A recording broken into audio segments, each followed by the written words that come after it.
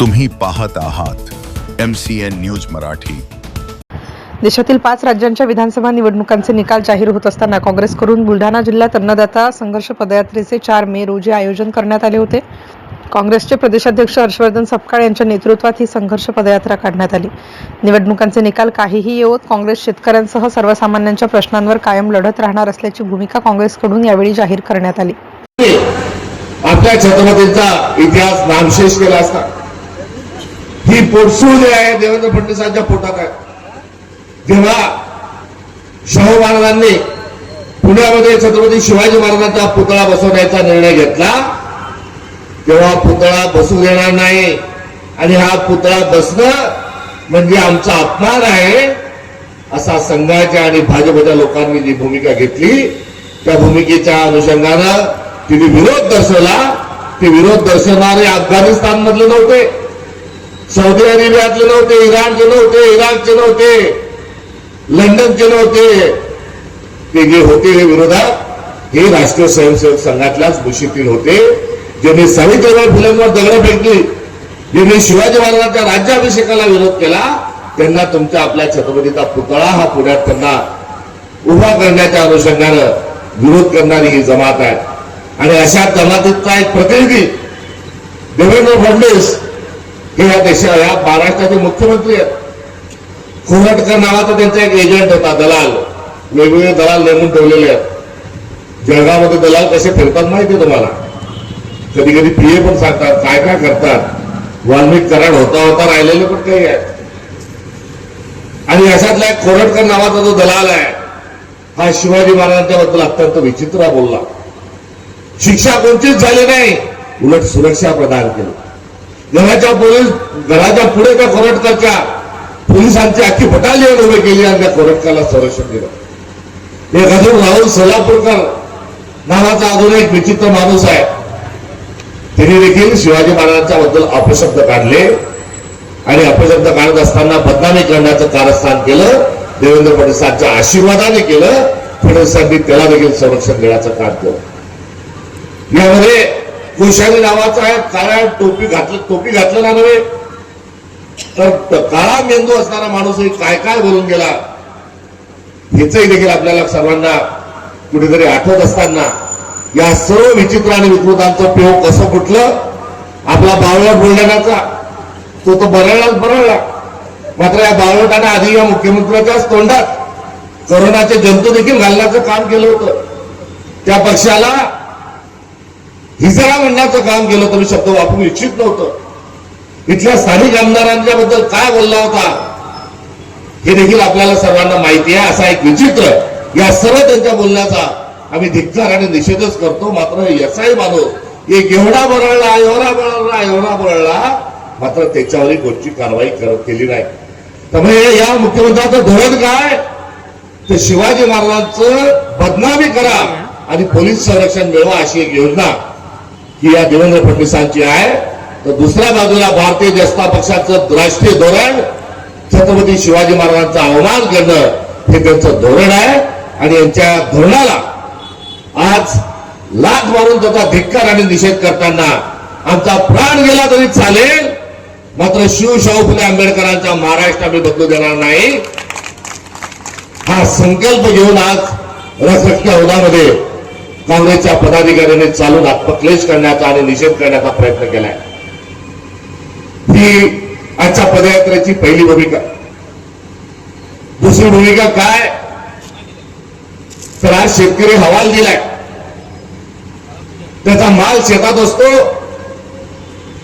तेव्हा बाजारमध्ये शेतमालाला भाव असतो। कापसाचे बोंड आपल्याशी बोलतात, कापसाचे फुलं फुलतात, सोयाबीनच्या शेंगा भरतात, तुरीचा मोहर चांगला येतो, तेव्हा आपलं मनही मोहरून जातं आणि बाजारात असलेला भाव गड्या निश्चित जमत मागच्या 3, 4, 5 वर्षात जमलं नाही, मात्र यावेळेस बंबाईत जमतं। ही कुठेतरी एक आशा आपली ताजी तवानी होते। मात्र शेतातला कापूस घरात येतो आणि घरातला कापूस जेव्हा बाजारात जायला लागतो, जेव्हा सोयाबीन बाजारात जातो, जेव्हा तूर बाजारात जाते, तेव्हा एकदम नरेंद्र मोदी देवेंद्र फडणवीस भाव कसा पडतो। हे कोणते दलाल आणि कोणते एजंट तुम्ही या देशात लावले कार्यरत राहिले, की शेतकऱ्याच्या तोंडातला घास घिसटताना तुम्हाला लाज वाटत नाही. आज ही असणारी आपल्या देशाची परिस्थिती आहे. पिक्चर 3 तासाचा असतो, मॅटेनी असतो, रात्रीचा लास्ट शो असतो आणि 3-3 तासाचा एक पिक्चर असतो. हे आपण ऐकलंय. मात्र आता तर 3-3 तासाने सिनेमातल्या पिक्चराच्या पेट्या बदलत नाही. मात्र दर 3 तासाने एक शेतकरी आत्महत्या महाराष्ट्रात करतोय. मी अत्यंत जबाबदारीने आपल्याला सांगतोय, आपण एआयच्या माध्यमातून शोधा महाराष्ट्रात किती आत्महत्या होतात आहे. दर 3 तासाला एक आणि दिवसातून 8 आत्महत्या या महाराष्ट्रात होतात. या आत्महत्यांचं कारण काय? तर नैसर्गिक आपत्ती, बाजारभाव नसणे, कृषी निविष्ठांची वाढ होणे आणि कर्ज जे आहे ते कर्जबाजारी होणे, या 4 कारणांच्यामुळे या महाराष्ट्रातला शेतकरी आत्महत्या करतो. या 4 कारणांमधली 4च्या कारणाचा जबाबदार कोण? तर आसमानी आणि सुलतानी संकट जरी असलं तरी नैसर्गिक आपत्तीच्या वेळेस मदत केली पाहिजे ही भूमिका ही सरकारची असली पाहिजे. आणि म्हणून त्यांना आपण मायबाप सरकार म्हणतो. आणि मायबाप सरकार धावून आलं पाहिजे. पृथ्वीराज चव्हाण साहेबांच्या काळात गारपीट झाली, पैसे द्या. अतिवृष्टी झाली, पैसे द्या. लाल्या आला, पैसे द्या. पिल्या आला, पैसे द्या. उंट आली, पैसे द्या. ही भूमिका या महाराष्ट्राच्या मुख्यमंत्र्यांनी स्वीकारली होती. आता मात्र गारपीट पडो, अतिवृष्टी पडो का बद्द जळगाव वाहून जाओ, पैसे मिळायचा काही पत्ता नाही. हा कंबर नाही, डोक्यात गाळ या जळगाव शहरामध्ये आला. घरात पाणी आलं, दरवाजातून आलं आणि या मागच्या दरवाजातून आलं आणि पुढच्या दरवाजातून सगळा संसार उद्ध्वस्त करून चालला गेला. मात्र तशा परिस्थितीत या सरकारनं, मायबाप सरकारनं डोळे पाणी पुसायचं हे काम केलं नाही. तोंडाला पाणी पुसायचं काम या सरकारनं केलं. या सरकारच्या बद्दल आपण जर गंभीर राहिलो नाही तर येणाऱ्या काळात आपलं वाटोळ झाल्याशिवाय राहणार नाही. आणि शेतकऱ्यांच्या संघर्षाची भूमिका ही काँग्रेस पक्षाने घेतलेली आहे. आज काय आपल्या जिल्ह्यात पहिल्यांदा ही भूमिका घेऊन दिवसभर काँग्रेसचे पदाधिकारी चालले नाहीत. तर ही भूमिका सातत्यानं ही गेल्या वर्षभरामध्ये भूमिका राहिली आहे. आणि आगामी काळात देखील जोपर्यंत बळीराजाचं राज्य आणण्याच्या दिशेने आपण वाटचाल करत नाही, संपूर्ण क्रांतीच्या दिशेने आपण जोपर्यंत वाटचाल करत नाही तोपर्यंत काँग्रेस थांबणार नाही. हा शब्द आजच्या कार्यक्रमाच्या निमित्तानं आपल्याला सगळ्यांना या ठिकाणी देतो. आज काही 5 राज्यातले निकाल होते. महाराष्ट्रातील बेगाने शादी में अब्दुल्ला दिवाना म्हणून काही कुदणारे लोक ही महाराष्ट्रातील आढळून आले. फटाके फोडले, मिठ्या बनवल्या, ढोल वाजवले, हरकत नाही. राजकारणामध्ये तुम्हाला व्यक्त होण्याचा अधिकार आहे. मात्र फटाके फोडत असताना तुम्हाला लाजा वाटल्या पाहिजे की दर 3 तासांनी एक शेतकरी आत्महत्या करतोय, दर 3 तासांनी एका महिलेवर बलात्कार होतोय. आणि अशा वातावरणामध्ये आपण फटाके फोडता. तुमचा मुख्यमंत्री खोटारडा आहे. काय म्हणाला होता बेंगे साहेब पहिल्या मीटिंग मध्ये? पहिली स्वाक्षरी कशावर करील? धनगराच्या आरक्षणावर करील. केली का? नाही. मोदी मला काय म्हणाला होता? प्रत्येक माणसाच्या खात्यात किती पैसे टाकू? मिळाले का? दरवर्षी 2 कोटी रोजगार देऊ. दिले का? नाही. या जातीला आरक्षण देऊ, त्या जातीला आरक्षण देऊ, त्याला आरक्षण देऊ आणि शेतमालाच्या लागत मूल्याच्या 1.5 भाव देऊ. आणि आजचे दिनचं गाजर दाखवलं. मात्र आजचे दिन तर दूरचा विषय राहिला. कोई लौटा दे मुझे बीते हुए दिन म्हणण्याची आज पाळी ही शेतकऱ्यावर कुठेतरी आली आहे. त्या मनमोहन सिंग सारखा न बोलणाऱ्या माणसाने जो करिश्मा करून दाखवला तो आजही स्मरणात आहे. मात्र आज फटाके फोडून काय तुम्ही जल्लोष साजरा करता? तुम्हाला भोरमधल्या घटनेच्याबद्दल लाज वाटत नाही? सातत्याने महिलांवर बलात्कार होतात आहे, अत्याचार होतात आहे. तो हरामखोर घरात शिवशाहू फुले आंबेडकरांच्या वारकरी संप्रदायाच्या पुरोगामी महाराष्ट्राच्या फोफाडीत देत असताना सत्तेतल्या लोकांना सोबत घेऊन काय काय कृत्य करतोय, ही किळसवाणी कृत्य करतोय. त्याला कुठलं शासन होत नाही. आणि असा रावणापेक्षाही खालच्या पातळीवरचा कारभार, हा किळसवाणा कारभार चालताना तुम्ही खुशाल देवाभाऊ देवाभाऊ हातभर उड्या मारतात. तुम्हाला असं सर्व करत असताना लाज वाटली पाहिजे. आणि ती लाज याहीसाठी वाटली पाहिजे की आगामी पुढ्यासाठी काय याचा कोणताही आपला मुद्दा नाही. पैसा फेक तमाशा देख नावाचं नाटक आपण सर्वजण खेळत आहे. आणि ते खेळत असताना स्वतःच्या जवळच्या लोकांचा गळा कापणं, तोही केसानं कापणं हे कौशल्य आता देवाबापासून सगळेच जण शिकायला लागलेले आहेत. आपल्या जळगावचे प्रतिनिधी जे आहेत या प्रतिनिधींनी आता देवाभाऊ सारखं कोतमन कुठेतरी स्वीकारलेलं आहे. जेव्हा विरोधक येतात तेव्हा नगरपालिका लाईट बंद करते. हे या जळगाव नगरीमध्ये दुःखद स्वरूपामध्ये आलेला अनुभव देखील या ठिकाणी मी मोकळा करतो. आणि जवळच्या लोकांना त्यांच्या नाड्या ज्या आहेत त्या आवळून ठेवणे आणि आता दुसरेच लोक आणून त्यांनाच मोठं करणे की देवाभाऊची रीत भीत आता इथे भाऊ तुम्ही स्वीकारलेली आहे आणि त्याचाही धिक्कार या निमित्ताने या ठिकाणी करतो. तुमचं आपलं राजकीय मतभेद आहे, मतांची भिन्नता आहे. आपण मर्दासारखं राजकारण जरूर करत राहू, मात्र चुकीला चूक म्हणून पुढे जाणं हे देखील एक कुठेतरी कर्तव्य आहे. आणि आजच्या निकालाने कुठे काँग्रेस केरळमध्ये जिंकलं असेल, कुठे ममता बॅनर्जी सारखी एक वाघिणी आहे जिला हरवण्याकरता भाजपच नाही तर सुप्रीम कोर्ट, निवडणूक आयोग सगळे लागले होते आणि या सगळ्यांनी मिळून तिथचा जो पराभव केला त्याबद्दल मी भाजपचं नाही मात्र सुप्रीम कोर्टाचं आणि निवडणूक आयोगाचं अभिनंदन या निमित्तानं करतो की शेवटी ममता बॅनर्जींना आपण घरी बसवलं. या राज्याच्या निकालाच्या विश्लेषणाच्या अनुषंगानं आम्हाला काही फरक पडत नाही. जोपर्यंत संपूर्ण क्रांती होणार नाही तोपर्यंत आम्ही स्वस्थ बसणार नाही. आमचा सत्ता हा हेतू नाही. अरे आज पदयात्रा कशाला काढता, आपलं जमलं तर मग आपल्यालाही ढोल वाजवावं लागतील, आपल्यालाही फटाके फोडावे लागतील, ही भूमिका आम्ही स्वीकारली नाही. अरे सत्ता निवडणूक जिंकू हारो आमची कटिबद्धता जी आहे ही गरीबाशी कटिबद्धता आहे, शेतकऱ्याशी कटिबद्धता आहे, संविधानाशी कटिबद्धता आहे, आदिवासींची कटिबद्धता आहे, बहुजनांची कटिबद्धता आहे आणि आमच्या थोरपुरुषांच्या प्रती आमची कटिबद्धता आहे. त्यामुळे ऐन निवडणुकीच्या निकालाच्या दिवशी आम्ही चालत असताना आम्हाला मतांचा जोगा मागत असताना सत्तेशी काही देणं घेणं नाही. आम्ही आमच्या विचाराशी कुठल्याही पद्धतीनं फसवून देखील हलणार नाही ही भूमिका घेऊन आज आम्ही पदयात्रा काढली. आणि या पदयात्रेतून आमचा जो संदेश आहे तो स्पष्ट स्वरूपाचा संदेश आहे की संविधानाला अभिप्रेत असणारा भारत, हिंदवी स्वराज्यामध्ये अभिप्रेत असणारा भारत हा आम्हाला घडवायचा आहे. आणि ज्ञानेश्वर महाराजांनी पसायला राज्य म्हटलंय की दुरितांचे पिढील जाओ, विश्वस्व धर्म सूर्य पाहो, जो जे वाचिल तो ते लावो प्राणी जात, तो आमचा संकल्प आहे. करिता आजचा निवडणुकीच्या निकालाचा दिवस हा आम्ही निवडलाय आणि हा संघर्ष आम्ही पुढे करत राहू. रखरखत्या होणार आज दिवसभर काँग्रेसचा कार्यकर्ता चालतो तेव्हा तो तळपून निघणार आहे.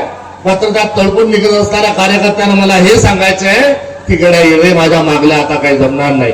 आपल्याला चांगलं स्वतःच करून घेण्याकरता, स्वतःचं उघड पांढरं करून घेण्याकरता आपल्याला काम करायचं नाही आणि आपल्याला सत्तेच्या मस्तीचं काम करायचं नाही, आपल्याला भ्रष्टाचाराचं राजकारणात काम करायचं नाही, आपल्याला पैसे कमवायचं काम करायचं नाही, तर आपल्याला समर्पित भावनेतून राहुल गांधीच्या नेतृत्वात काम करायचं आहे. याकरता देखील आजचं तळपणं हे तुम्हाला लखाकी आणि तुम्हाला नेतृत्वाला पुढे घेऊन जाणार होतं एवढंच या निमित्तानं सांगतो. सरते शेवटी जेव्हा एप्स्टीन फाईल नावाचं एक फाईल जगभरात गाजत आहे तर शेतकऱ्यांच्या मालाला भाव असल्याने आम्हीही रस्त्यावरची लढाई लढत आहोत. सरकारला जनाची नाही तर मनाची तरी वाटायला पाहिजे आणि शेतकऱ्यांच्या मालाला भाव द्यायला पाहिजे असे प्रतिपादन या प्रसंगी काँग्रेस बुलढाणा जिल्हाध्यक्ष राहुल बोंद्रे यांनी केले. बांधून संपूर्ण महाराष्ट्र पिंजून काढते.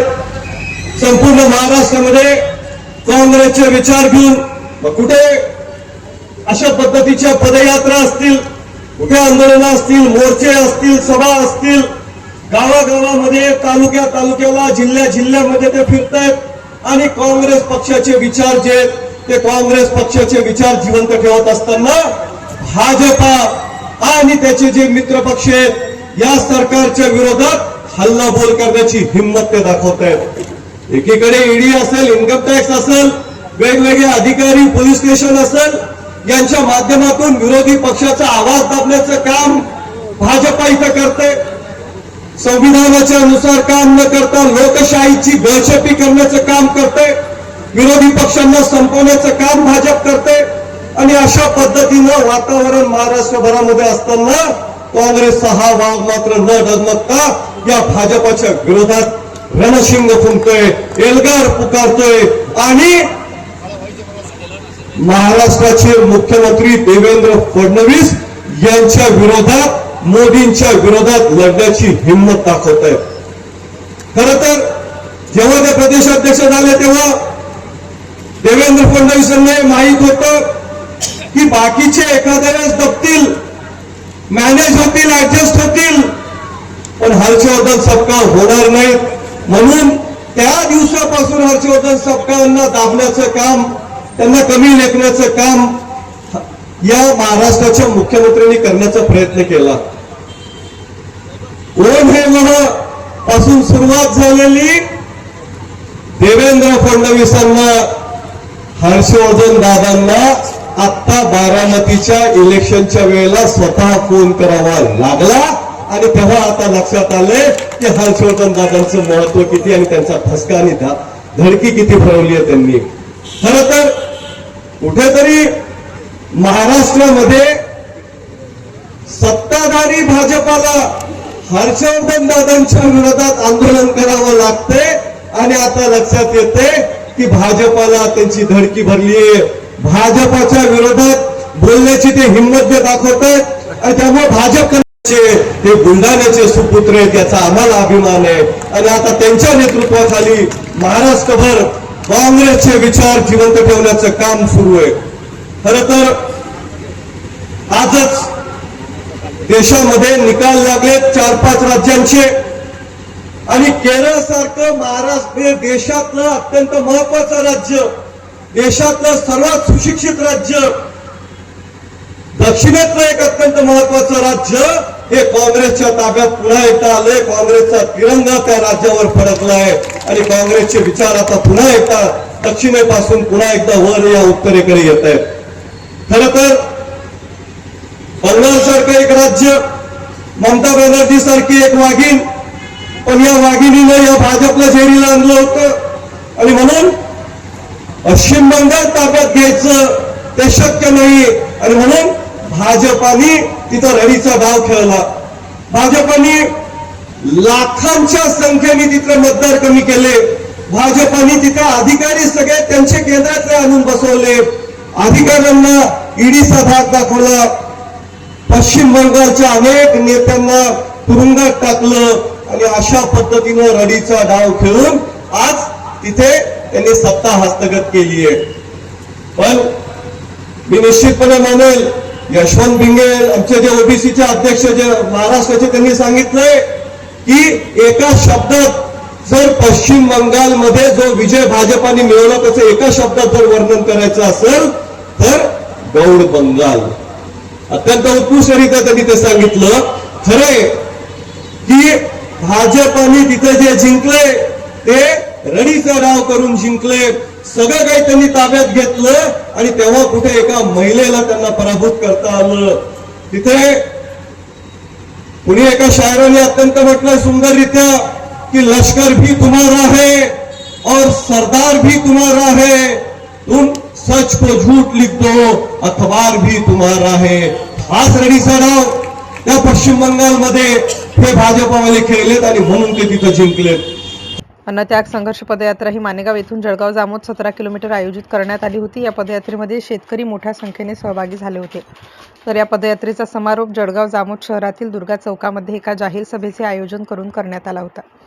या प्रसंगी महाराष्ट्र प्रदेश काँग्रेस ओबीसी सेलचे प्रदेशाध्यक्ष यशपाल घोंगे, काँग्रेसचे प्रवक्ते हनुमंत पवार, प्रदेश सरचिटणीस रामविजय बुरुंगले, जिल्हाध्यक्ष राहुल बोंद्रे, पक्षनेते स्वातीताई वाकेकर, प्रकाश पाटील, अविनाश उमरकर, संदीप शेळके, तेजेंद्र सिंह चव्हाण, धनंजय बापू देशमुख, महेश गंगणे, जळगाव जामोद तालुका अध्यक्ष ॲडव्होकेट भाऊराव भालेराव यांच्यासह काँग्रेसचे पदाधिकारी व कार्यकर्ते मोठ्या संख्येने उपस्थित होते.